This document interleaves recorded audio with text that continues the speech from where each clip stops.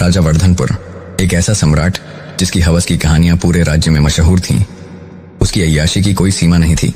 हर रात नई युवतियां महल में लाई जाती और सुबह होते ही उनकी जगह कोई और ले लेती। उसके लिए औरतें बस एक खिलौना थीं जिनसे वह अपनी वासना बुझाता और फिर उन्हें भुला देता। राजा ने कभी विवाह नहीं किया था। वह कहता था, शादी एक बेड़ी है और मैं कभी अपने सुखों को सीमित नहीं करूंगा। उसका महल हर समय शराब, संगीत और नृत्य से भरा रहता था, जहां उसकी वासना की आग बुझाने के लिए लड़कियां लाई जाती थीं, कुछ लालच में तो कुछ जबरदस्ती। लेकिन एक दिन जब राजा अपनी सभा में बैठा था, उसकी नजर महल की दासियों पर पड़ी। तभी उसकी आंखें ठहर गईं। चंपा, एक सामान्य दासी जो विधवा थी, पर उसकी आंखों में कुछ अलग था। वह आम लड़कियों की तरह राजा से नजरें नहीं चुराती थी, बल्कि एक अजीब सी नफरत उसकी आंखों में झलकती थी। राजा ने मंत्री को आदेश दिया, आज रात यही मेरी खास मेहमान होगी। मंत्री थोड़ा हिचकिचाया, महाराज, यह विधवा है। राजा हंस पड़ा, तो क्या, मैंने कौन सा विवाह करना है? यह भी बाकी लड़कियों की तरह ही है, बस अभी तक टूटी नहीं है। रात होते ही चंपा को जबरन राजा के कक्ष में भेज दिया गया।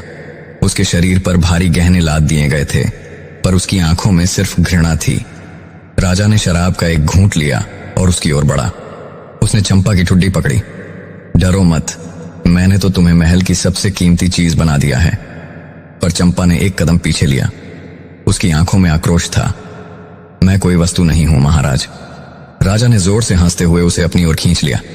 आज रात के बाद तुम भी बाकी लड़कियों की तरह मेरी दासी बन जाओगी। उस रात चंपा को जिस यातना से गुजरना पड़ा, वह शब्दों में बयान नहीं की जा सकती। राजा हर रात उसे अपने कक्ष में बुलाता और हर रात वह अपने शरीर के साथ उसकी आत्मा को भी कुचल देता। चंपा ने मन में ठान लिया था, या तो वह इस यातना से मुक्त होगी या इस दरिंदे को खत्म कर देगी। उसने धीरे धीरे राजा की आदतों को समझना शुरू किया। वह जानती थी कि राजा हर रात शराब पीता था और नशे में धुत होकर ही अपनी हवस मिटाता था। एक रात जब राजा ने अपना पहला घूंट लिया, चंपा ने हल्की मुस्कान दी। राजा हैरान हुआ।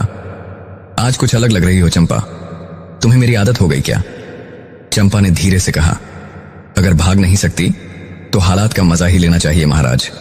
राजा जोर से हंसा और एक और घूंट लिया, लेकिन उसे नहीं पता था कि उस शराब में एक खतरनाक विष मिला था जो धीरे धीरे उसकी नसों में फैल रहा था।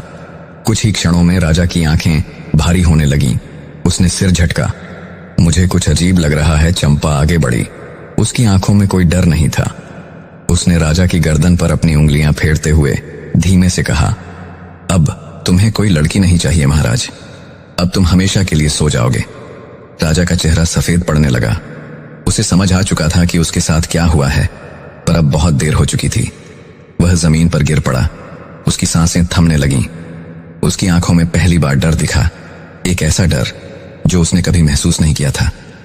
कुछ ही पलों में राजा वर्धनपुर ने अंतिम सांस ली। वह जो खुद को अमर समझता था, आज एक साधारण दासी के हाथों मौत के घाट उतर गया। सुबह होते ही पूरे महल में राजा की मृत्यु की खबर फैल गई। राज्य में हलचल मच गई, पर किसी को राजा की मौत का अफसोस नहीं था। सब जानते थे कि वह एक वहशी था और उसकी मौत एक न्याय था। चंपा महल छोड़कर चली गई, अपने अतीत को पीछे छोड़ते हुए। उसने कोई गर्व नहीं महसूस किया, कोई पछतावा नहीं किया। बस एक सुकून था कि अब कोई और लड़की उसकी तरह पीड़ा नहीं सहेगी।